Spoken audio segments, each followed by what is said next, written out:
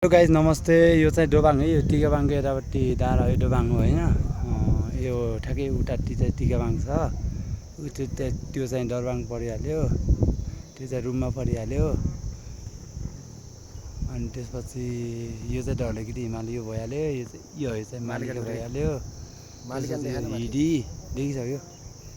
अनि यो चाहिँ रातो ढुङ्गा, अनि यो डुखु बेसी, यो चाहिँ सिसबाङ, यो खारपानी हुँडी हुँडी यो चाहिँ यता र्यालेखोर, उता कुयु कुहु पैपाटा, यो उता उता कता कता पूर्ण गाउँ, अनि माथि चाहिँ माथि टोटके हुँदै छ। अब यो चाहिँ सिर्कुम गाउँ भइहाल्यो। अनि त्यस लगत्तै चाहिँ धारा उता चाहिँ नेता पर्छ, त्यहाँ माथि झाँक्री पानी, यो मन्डी उता चाहिँ किमचोर, यो उतापट्टि चाहिँ तिनचुले, यो माथितिर चाहिँ चाङ्गा, यस्तो गाउँहरू चाहिँ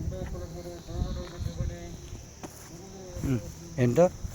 त्यो यहाँ यसमा चाहिँ हुन्छ नि, त्यो केपी चोर सुन राम्रोसँग कुरा त मास कि झाँत तँलाई भेट्दा म खुक्रिहाल्छु। यस्तो ठाउँमा भ्युटार बनाउनु जरुरत छैन। हेर त, यहाँबाट खोला नालाहरू त देखिन्छ, यसमा भ्युटार बनाउनु केही जरुरत छैन। त्यसरी सरकारको पैसा दोहन गर्ने हो, त्यही मात्र बेकुफ।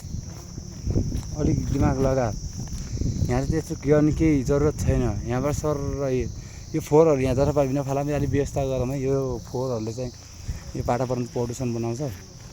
यो फोहोर राम्रो ठाउँमा उ गरेर संरक्षण गरेर अनि त्यसपछि गरौँ। अनि सरकारले पनि एउटा प्लास्टिक जन्ने कुराहरू, यो बोतलहरू कुरा रिसाइकल गर्ने एउटा व्यवस्था मिलाउनु पऱ्यो कि यहाँ तलतिर। अनि सबै एउटा उयस फोहोरको गाडीहरू आएर यो प्लास्टिक जन्नेहरू, बोतलहरू जन्नेहरू रिसाइकल गराएर फेरि नयाँ प्रोडक्ट बनाउने, बाल्टीहरू लगायत त्यो डस्टबिनहरू यताउताहरू बनाउने, जगहरू जस्ता प्लास्टिकका जन्ने उहरू यस्तो बनाउने, यो खालको वातावरण चाहिँ मिलाउनु पऱ्यो है। अनि हेर्नुहोस् त, यो चाहिँ यस्तो धानहरू हेर्नु त, लपक्क धान छ यहाँबाट, सबै यो धान हो। यता धान उता पिपलको धान चाहिँ देखेको छैन, यस्तो धानहरू छ। यहाँ केटाहरूको बाइक भट्ट उडाउँछन् केटाहरूले बाइक गाउँ गाउँमा, यस्तो। अनि यस्तो है, यो चाहिँ व्यवस्था चाहिँ एकदम मिलाउनु पऱ्यो। यो चाहिँ प्लास्टिक जन्नेर